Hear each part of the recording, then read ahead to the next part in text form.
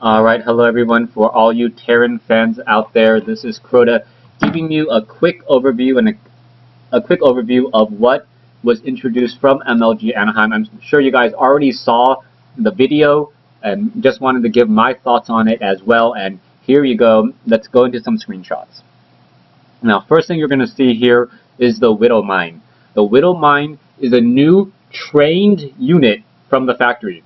I know it looks a lot like a spider mine. That is going to be changed, but essentially what the Widow Mine is, let's go ahead and expand that. What the Widow Mine is, it is kind of like a spider mine that detonates 10 seconds later.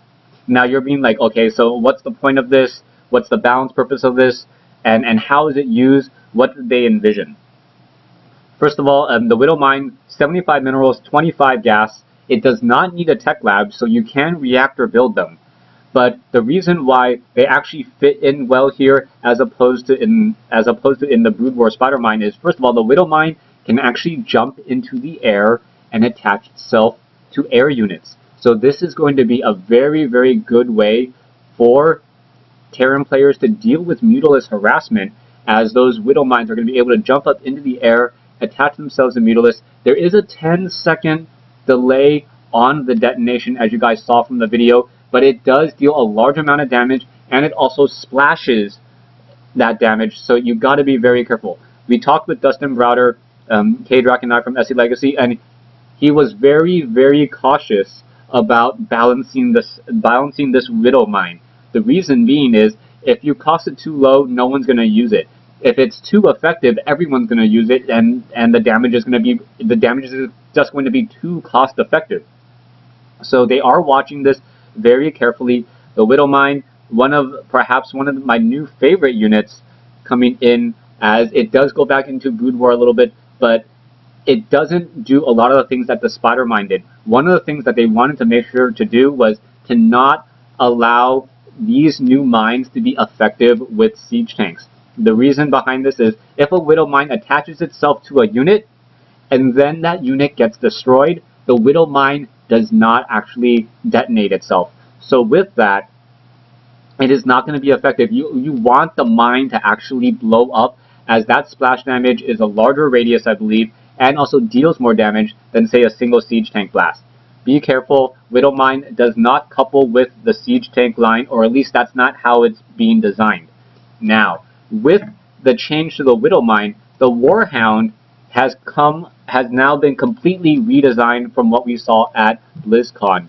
The Warhound at BlizzCon almost seemed like a Goliath it was pretty much a Goliath. Goliath with bad art, bad animation, and I was just looking at them like, it's like a smaller, weaker Thor with anti-air. That is no longer the case. The Warhound now does not have an anti-air attack. It is strictly a ground-to-ground unit, but it does have some benefits over the Marauder. First of all, its base range attack is a range of 7. It deals 23 damage with its railgun, and that's flat damage and no bonus against anything else. 23 damage, 1.3 attack rate, so it's kind of splitting the Marauder between stim and non-stim.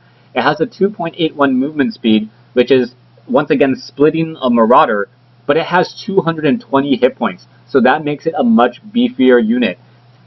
On top of that, it also has a passive ability that you can turn off and on. Most players will just leave it on, where the missiles of a Warhound will just naturally target the closest mechanical unit. So if you're fighting up against Protoss, the Warhound will get an additional attack every 6 seconds against mechanical units that deals 30 flat damage. That is going to be an increase of about 5 DPS, which is good, because that is actually a high burst. And normally you would say, what's an additional 5 DPS really going to do? Because that is all burst damage, and it hits the target, and it's just added DPS, that is just icing on the cake. And on top of that, the Warhound already has a range of 7, so this is going to be a perfect factory alternative for Terran versus Protoss, where normally most Terran players don't even utilize the factory except to fly the buildings, scout out across the map, and it's really going to open up Terran versus Protoss and give it a little bit more diversity.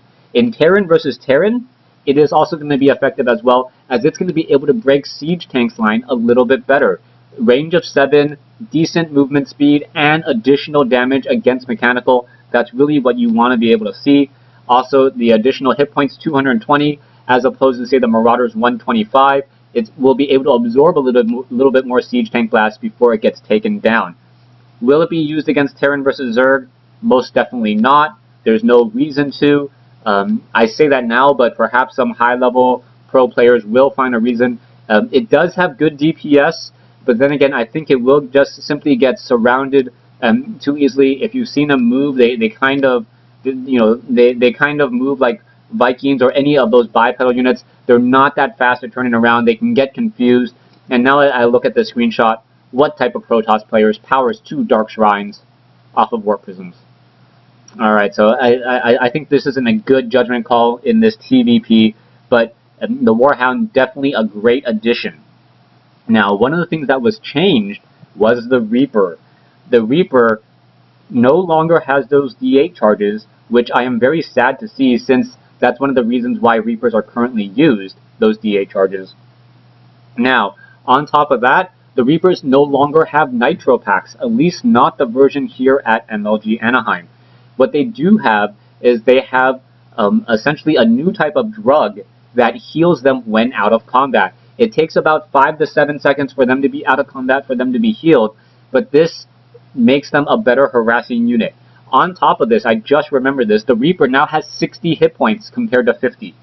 So they get a little bit of a hit point boost, so they're a little bit beefier. They can also heal themselves, so they're much better at, that early harassment. But if you take a look at the screenshot here, I'm not sure why they use this particular screenshot. You're never going to mass this many Reapers unless they have DA charges against Roaches and Ultralists. So not a very good use here, but still, Reapers should be effective. I am sad to see the Nitro Packs go.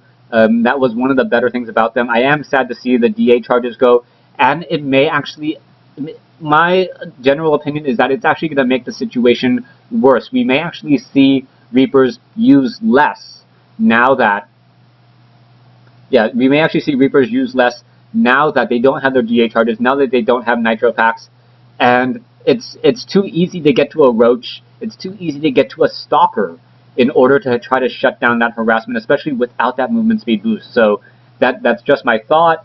Only the professional players really tell, but I think this is actually a move in the wrong direction for Reapers. I really have to, perhaps play. I may be eating my words, but that is just my thought. Now, another thing that we're going to be taking a look at is the new Battle Hellion. The Battle Hellion actually has not really changed all that much from MLG, or excuse me, BlizzCon 2011. Pretty much, it goes from 90 hit points up to 135. It deals really good splash damage. It's a little bit beefier. It does lose movement speed, and the stats pretty much look all the same. So really nothing to tell there. The one thing that I did notice though is that when you train them from the factory, they do come out as Battle Hellions, and you then need to convert them into the normal race car with the flamethrower. It does take 4 seconds for them to convert, as opposed to 3, which is a little bit slower than a siege tank. Perhaps that's for a little bit of balancing issues. They are a little bit beefier. They still keep the light keyword, so what you're most likely going to see is that Battle Hellions counter Zerglings. Meanwhile, normal Hellions counter Banelings, as the normal Hellions can run away a little bit faster, and the Battle Hellions will not be able to run away from Banelings all too well, and perhaps being able to destroy those Banelings before they get within splash range. Finally, the Battlecruiser and its movement speed, that has not changed. Red Line Reactor is still in the game. It increases the Battlecruiser's movement speed by, I believe, 50%, allowing the Battlecruiser to charge in and out of battle. Now, you cannot charge into battle with the Red Line Reactor and then your model cannon. You simply don't have enough energy to do so. But it is an inherent ability that comes in on the Battlecruiser, which is going to be nice. A lot of the times, a lot of Terran players were, EMPing their own Battlecruisers to make sure that they didn't get feedback. since a lot of Terran players didn't utilize Yamato. Now the battlecruisers will be able to use that redline reactor in an actual tactical manner, get into a battle, and essentially have more DPS while they're in that battle, and then perhaps get feedback for less damage as well. And a couple other quick things to note: the Thor is not changed from what you currently see today in Wings of Liberty. It is no longer going to be a unique massive unit. They completely removed that. It is exactly as you see it now. The Thor is still going to be the slow, clunky anti-air, but then again, I was gonna be one of those people who was sad to see the Thor go. Thanks for watching. Thanks for listening. Stay tuned. I'm still organizing my thoughts for the Zerg. If you guys are watching this, 3 hours later, you guys can pretty much go through each of these races one by one, or at least jump to your favorite race. Hope to see you guys on Battle.net.